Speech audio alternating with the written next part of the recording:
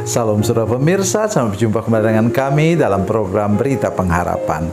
Saudara pemirsa, hari ini kita akan bicarakan tentang persembahan kepada Tuhan. Itulah sebabnya siapkan hati saudara sekalian, karena ini walaupun dari perjanjian lama, tetapi aplikasi dalam perjanjian baru begitu jelas. Mari kita berdoa sebelum kita lebih jauh mendengarkan firman Tuhan ini. Bapa, dalam nama Yesus, terima kasih banyak Tuhan untuk kebenaran firman Tuhan yang kami dengar sebentar. Siapkan hati kami semua Tuhan, supaya kami punya hati yang rela, kami tidak kikir untuk memberikan persembahan kepada Tuhan. Terima kasih Bapa di surga. Dalam nama Yesus kami berdoa. Haleluya. Amin. Saudara pemirsa, mari kita membaca Alkitab kita dari perjanjian lama, kitab Imamat. Imamat pasal 2. Imamat itu Kejadian, Keluaran, Imamat. Kitab yang ketiga, kitab Musa yang ketiga.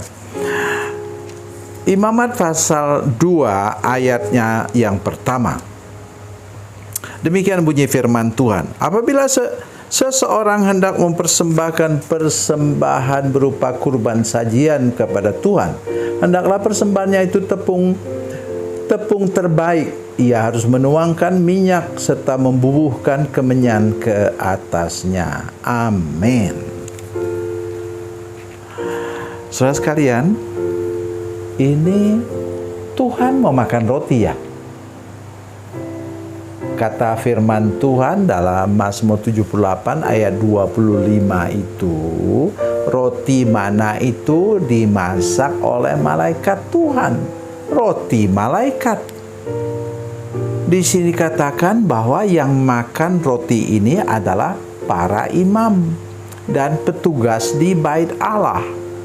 Saudara sekalian, saya ingin mengajak kita hari ini. Dikatakan persembahan ini, perhatikan baik-baik lagi. Apabila seorang hendak mempersembahkan persembahan berupa kurban sajian kepada Tuhan, hendaklah persembahan itu tepung terbaik. Dengar saya ke sini, lihat muka saya ke sini. Saudara sekalian, saya sedih melihat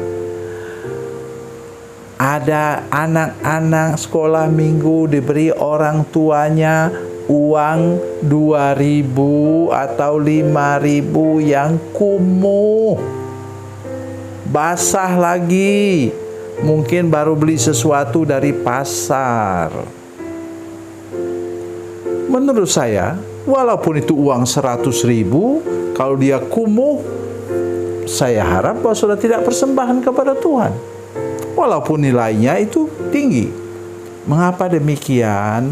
Di sini katanya tepung yang terbaik. Bagaimana itu tepung bisa terbaik?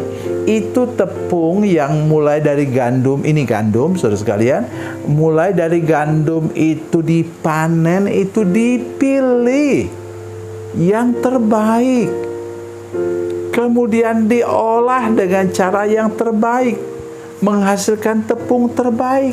Oleh sebab itu, uang yang saudara persembahkan janganlah ditukar dulu di halaman, di tukang jual rokok, jual permen di depan di halaman gereja, supaya saudara bisa mendapatkan apa? Uang yang lebih kecil. Saudara sekalian, saya minta kita mempersembahkan apa yang terbaik.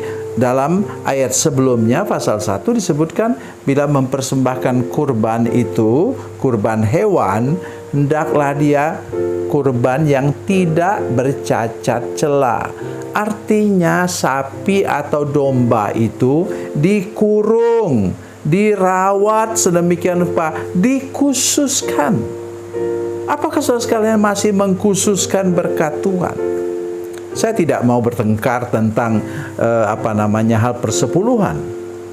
Tapi saya punya pikiran begini, kalau itu firman Tuhan, tetap kita harus laksanakan.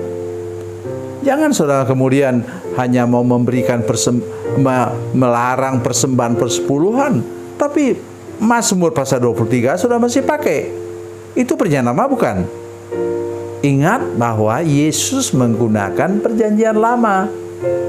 Ingat betul, karena perjanjian baru itu baru disusun, baru mulai disusun, dicarikan, dikoleksi 20 tahun sesudah Yesus naik ke surga.